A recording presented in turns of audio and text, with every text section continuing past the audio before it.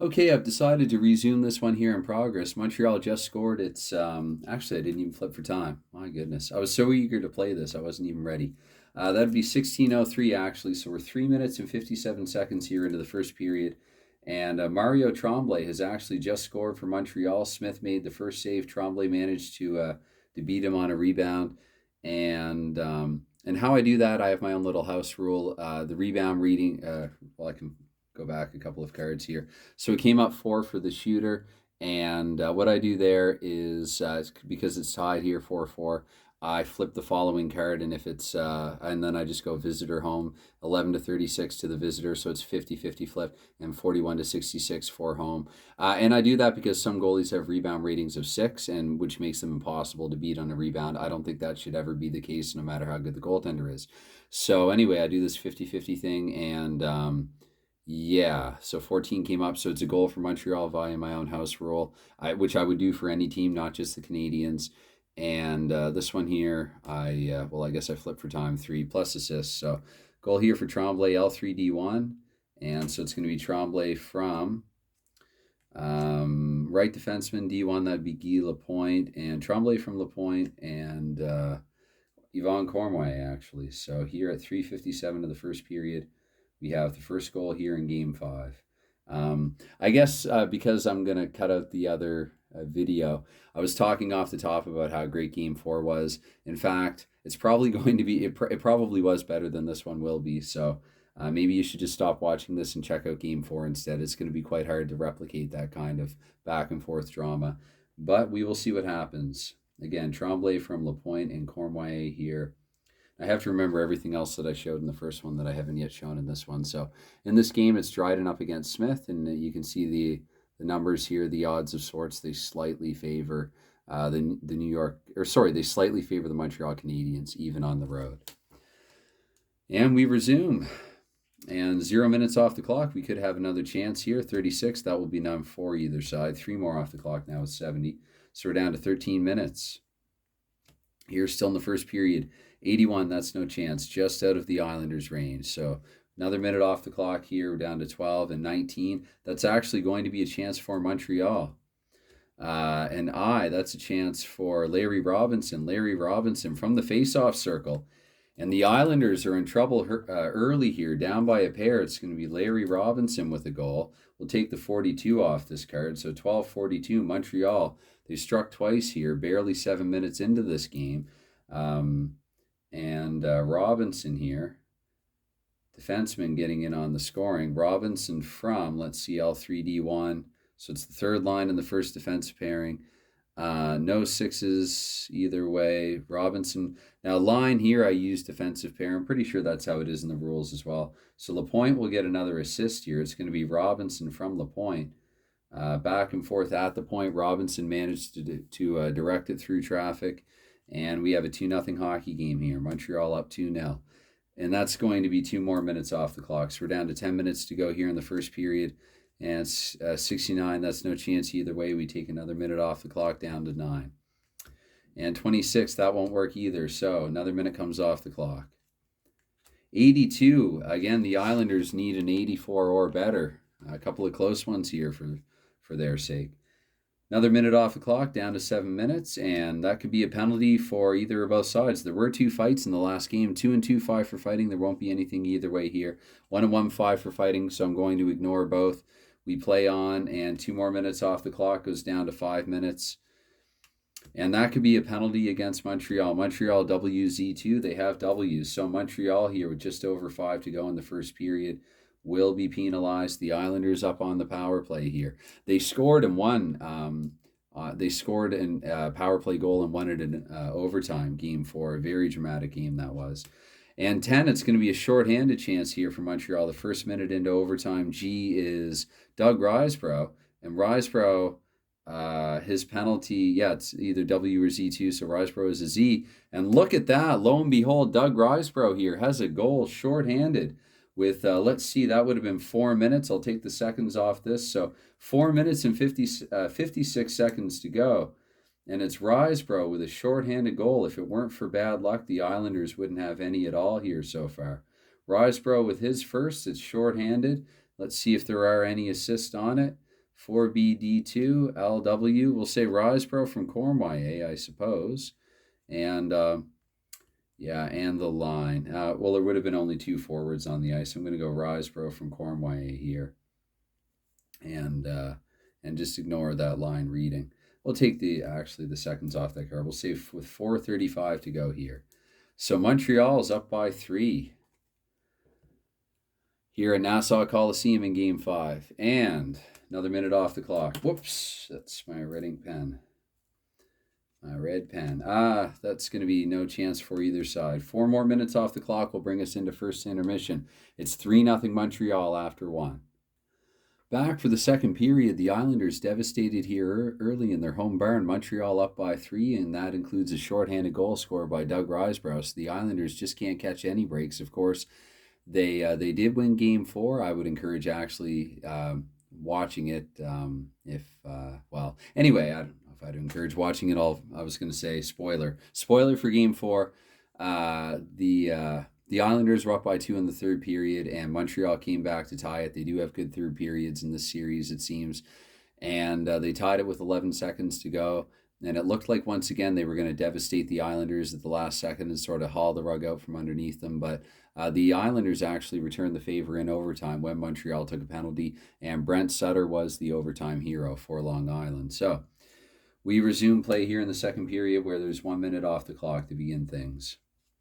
And 71, that's no chance either way. So 2 more minutes off the clock now. We're down to 17. 17:89, finally a chance even strength for Long Island here. They're first of the contest. That's John Tonelli. John Tonelli has it in the slot, and he scores. Okay. So the Islanders, they went back to the dressing room, and Al Arbour probably tore a strip off them, and Tonelli gets them on the board here early in the second period. Let's see, it's going to be Tonelli from L2D2, 6, no 6s, and line. So Tonelli from his line, and both Sutters are eligible here for assists. I see no XLs that would go against the line, so, or remove the line reading eligibility, whatever you want to call it. So we play, and actually, let me take the time off that card as well. So 17:05, we'll say 2:55 in. 3 more off the clock, we're down to 14.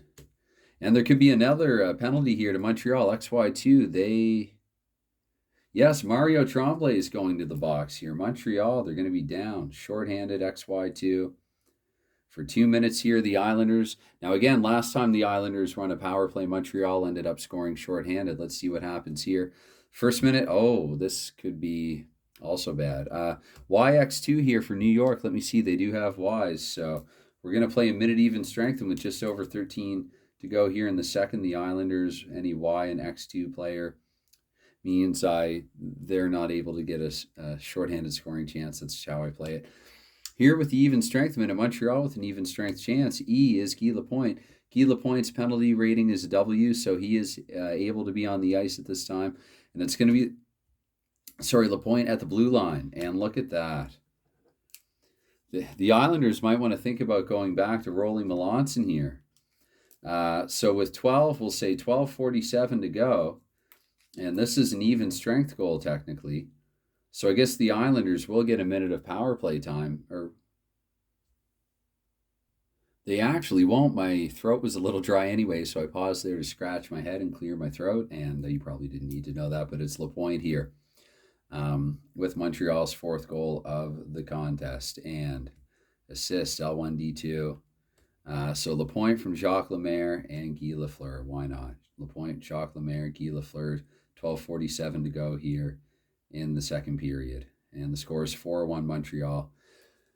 The Islanders are looking to Billy Smith. Billy Smith's looking to the bench. I think I will keep Smith and their B defense rating. If I go to Melanson, that automatically means I have to flip to see whether or not it's a C or a D. I don't want to do that to Long Island. So we're going to leave Smith in goal and play on. 4 more minutes come off the clock. Smith might actually attack anyone that tries to pull him, including those on his team.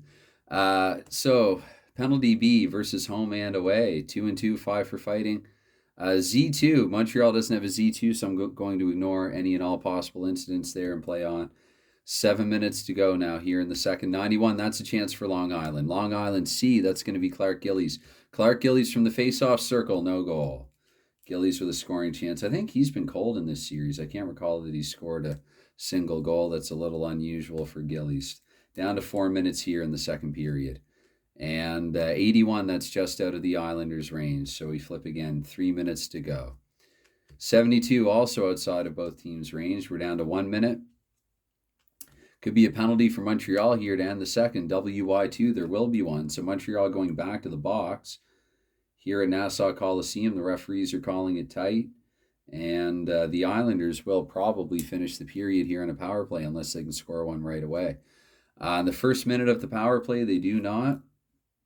Brings us down to the 0 minute. So how do I play? It's been a while since I've been in this exact situation, actually. So we have 1 to go and then the first power play minute. Okay, so we're going to say that's the second intermission and be right back.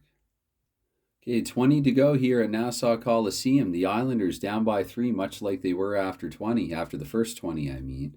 And 1 minute will start the third period. 28, there's nothing doing either side there. We take another minute off the clock. And 66, that's no chance for either side. 17 minutes to go now. And this keeps coming up a lot, but really there's little to nothing either way when it happens. The Islanders don't have a Z2. These teams were not heavily penalized teams. Montreal also does not have an X2. Now, because I go home and then away, that's the way that I play it. Had I gone the other way, the way that I think it is in the rules, that'd be a 5-minute penalty to the Islanders, but they need all the help they can get here. So we take 2 more minutes off the clock. We're down to 15 minutes. And 36, that's no chance either way. 3 more minutes off the clock now. We're down to 12. Time running out on Long Island here at Nassau Coliseum. 61, that won't be a chance for either side. So we take 2 more minutes off the clock. We're down to 10. And 47, this could be another penalty for Montreal. Montreal, they're playing on the edge this game. Montreal is going to go down a player once again here with just 10 minutes to go. WZ2. I think this is the most penalties Montreal has taken in any game so far in the series. And penalty versus home. So once again, there's some mutual rough stuff back and forth here, potentially. Penalty B, actually, possibly here for the New York Islanders. So we take a look. And X2, that's going to be 2-2 for roughing. So something happened there in the ensuing scrum. The Islanders denying their own opportunity, down by 3. And just frustrated. The frustration's boiling over here. NEX2, Dwayne Sutter. So that's Stefan Persson. Gord Lane, they're just any combination of those 3. X2, we have 2+2 here with 9 minutes to go in the third period. Could this be the Islanders game? Let's see. I guess the first 2 minutes, or rather the first minute, will be even strength. So we'll flip for that. And 70, that's no chance for either side. But Montreal now has 3 power play minutes or less. Let's see what they can do here. 15, that is a power play chance. And A, that is Steve Shutt on the power play.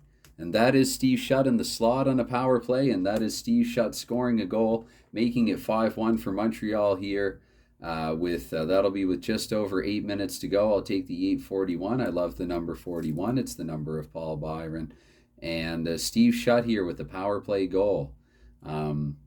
Adding insult to injury here. So we look L3D2. We'll go L1D2. Shutt can't assist there on his own goal, but D2LD Bill Nyrup, who actually does seem to come up in the oddest moments and power plays sometimes historically in this.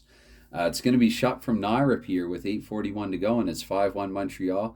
Now let's see, how would that happen in the second? I think that's still technically on the Islanders, right? Because it'd be 2+2, and so they killed the 1. Okay, I'm going to sound like I'm being mean, but if I'm looking at this correctly, the Islanders actually will remain in the box. I mean, that will kill off the first penalty, but let's see. We have a couple more here. 63, that's no chance either way either. And 8, let me see now. I want to be really, really careful about this. So it was in the 9th minute, the Islanders took a 4-minute. So we went down to 8, and then 7 and 6.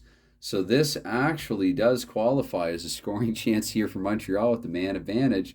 You can rewind and see for yourself. B, that's going to be Guy Lafleur with the man advantage, though he's at the blue line, and he doesn't score. So Smith, out of frustration, late, he swats it down. That's Lafleur with the power play scoring chance to no avail here. And we play on with just around 6 minutes to go. 3 more off the clock. We're down to 3 minutes. Do I even have the score correct? Goodness, yes, it is still 5-1. I'm prone to not doing that. 98. That will be a chance though for the Islanders with 3 to go. Could be, probably is too little, too late at this point. Clark Gillies. Gillies is at the blue line and he doesn't manage to score here. So it is Gillies with a couple of chances in this game. He showed up to play. He's frustrated. Bossy suddenly cooled off after getting a hat trick in game 4. We take 2 more minutes off the clock now. We're down to just over a minute to go. And 91, this is a chance here for the Islanders. So they're gearing up for game 6, trying to send a message to Montreal late that they will not be overtaken. They're not going anywhere. And X rather, that's going to be Dwayne Sutter here, just past the final minute from the face-off circle. Dwayne Sutter, actually, for what it's worth, does get the Islanders another goal here late. It's going to be Dwayne Sutter with a minute 34 to go in the contest. And let's see, L2D1, so left wing, Sutter from Tonelli. Tonelli assists on all his lines goals anyway. And 6, there is no 6 for this one. It was the L3D2. So we're going to just say Sutter from Tonelli here. That is Tonelli's second point of the contest, as it's Sutter's as well. But they're down by 3. They're not getting 3 on Montreal in the final minute. Sorry. Yeah, even if they had pulled, that would be an empty net goal. But we're going to say 4 now.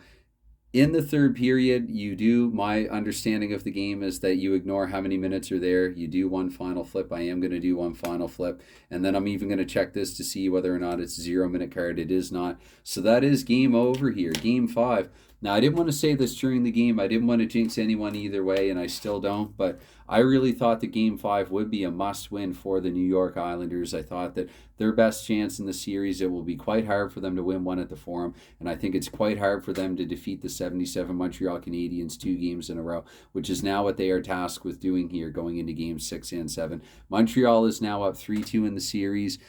And, this is...